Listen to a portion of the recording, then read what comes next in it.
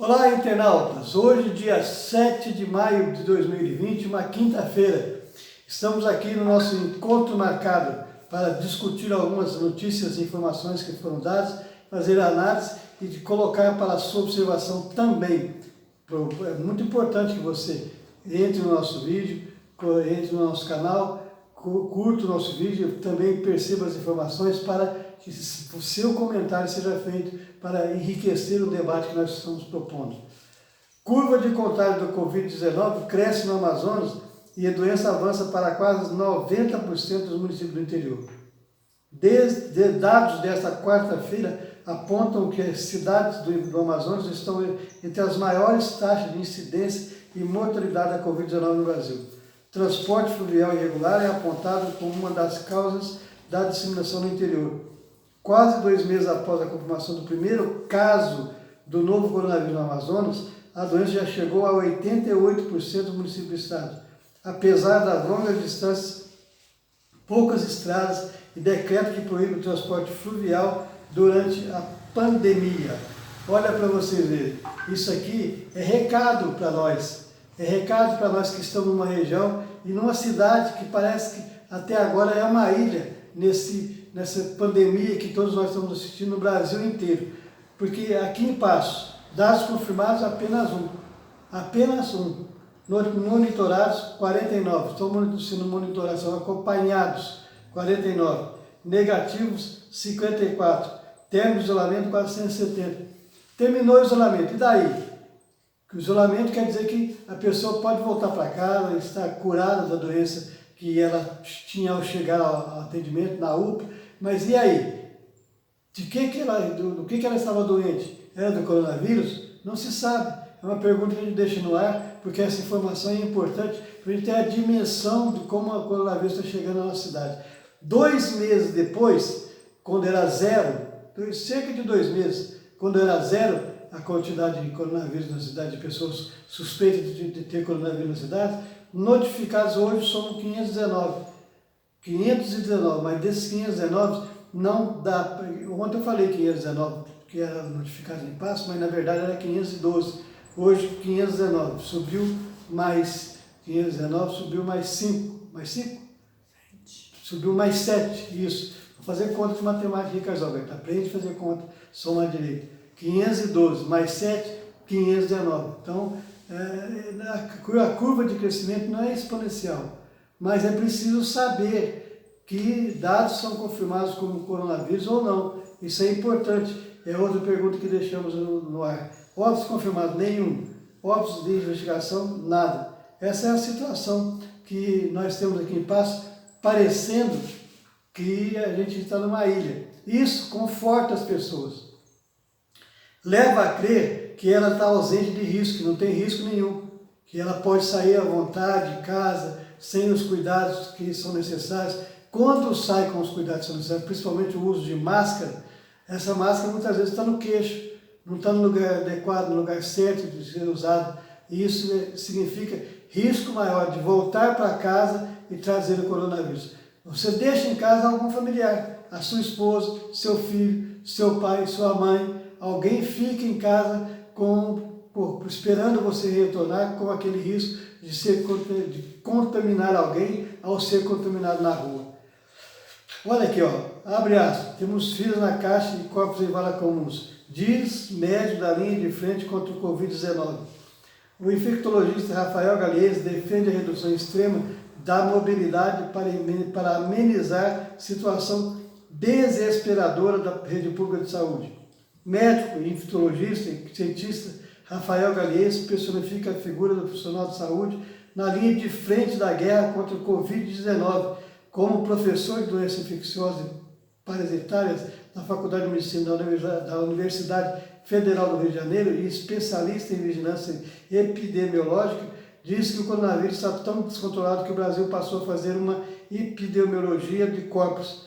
A guerra da linguagem bélica que se tornou a regra da pandemia. Galiese enfrenta todos os dias nas trincheiras em que se transformaram as UTIs da cidade do Rio de Janeiro.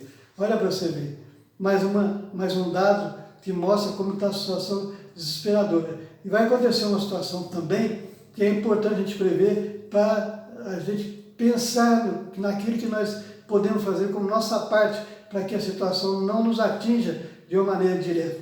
Daqui um pouco, as capitais vão começar a mandar doentes para o interior, para que sejam atendidos em lugares que estão confortavelmente, como aqui em Passo. Tem um hospital de campanha que parece que vai ser inaugurado agora. Vai ser inaugurado? Não, porque no hospital de campanha põe para trabalhar, inaugura.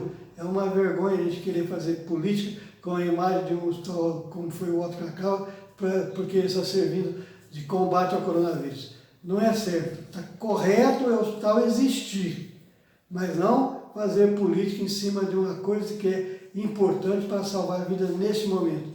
Então, o que nós estamos percebendo aqui na fala do médico lá do Rio de Janeiro, o doutor Rafael Gariês, é que essa situação lá já está no colapso, próximo ao colapso. E aí, para onde vão os doentes? Vão ser mandados para o interior, para cidades próximas, no cinturão que vai se formando em volta daquelas cidades que já chegaram ao colapso. E o secretário de Saúde dos Estados critica o TAI, que acabou falando pela primeira vez que o isolamento social é importante para o combate ao coronavírus. TAI já falou que é a favor, mas de uma maneira tímida, tentando agradar o seu chefe, Bolsonaro. E, na verdade, o que tem que agradar é a população brasileira. Ele está lá para atender a necessidade de um povo empolvorosa com relação ao coronavírus, que não sabe o que fazer, não tem ideia do que pode atingir, não consegue levar uma vida normal, mesmo porque não há remédio para o coronavírus. O remédio eficiente, por enquanto, é o isolamento social severo. Isso a gente tem batido na tecla aqui, como jornalista que observa, que vê a cena de todos os lados. A defesa de isolamento vertical é uma bobagem. É a liberação que está sendo feita agora com a flexibilização do comércio.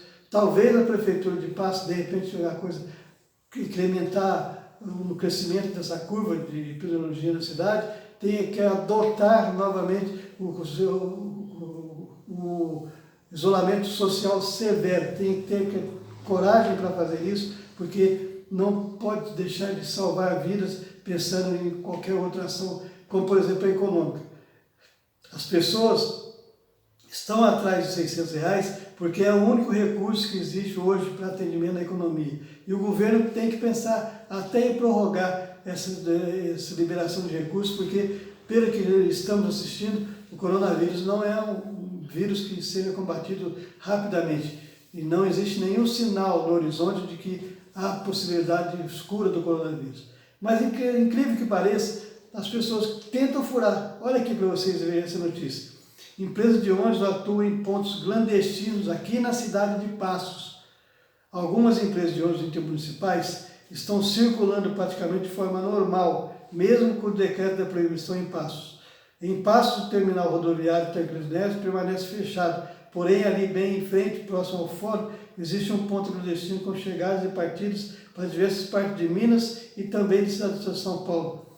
E São Paulo é o centro, é o epicentro do coronavírus no Brasil. Imagina o risco que as pessoas estão correndo de ir a São Paulo e voltar. A troco de quê? Buscar o quê? Não tem justificativa que se apresente razoável para correr tamanho risco e trazer esse risco para a cidade também. A Brigada de Enfrentamento do Coronavírus, ao coronavírus da Prefeitura de Passos, afirma não ter conseguido flagrar nenhuma operação nesse sentido, ainda que existam anúncios com horários de saída do transporte. Olha para você ver, aí, eu acabei de conversar com o Thiago Agnello, que é da Brigada, e ele também colocou essa dificuldade. Mas se tem horário, é só cercar nesses horários. Se anuncia esse horário de partida e de chegada, é só cercar esse horário para ver o flagrante. Se bem que ele me disse que 2 empresas de ônibus já foram multadas. Mas ele se queixa principalmente da falta de cooperação da população, que não entendeu a necessidade de estar em isolamento. Está saindo à rua, estão vindo à rua, como se fosse a uma festa. Só falta mesmo fazer uma festa.